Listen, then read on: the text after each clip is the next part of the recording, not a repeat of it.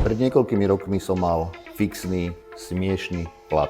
V tomto období však dokážem zarobiť mesačne sumu v tisícoch eur. Pritom som nikdy neštudoval ekonomiku. Väčšina ľudí si myslí, že realitný maklér musí byť extrovert s univerzitným diplomom.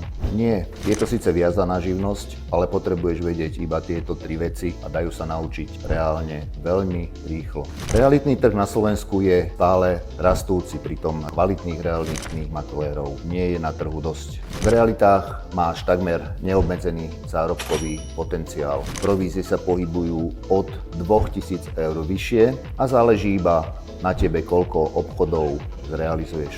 Flexibilita. Žiadne škatulkovanie a pracovný čas od 8 do 16. Schôdzky, obliadky si plánuješ úplne sám, rovnako ako aj svoju vlastnú dovolenku. Napíš maklér do komentárov, ak sa chceš dozvedieť o tejto práci viac.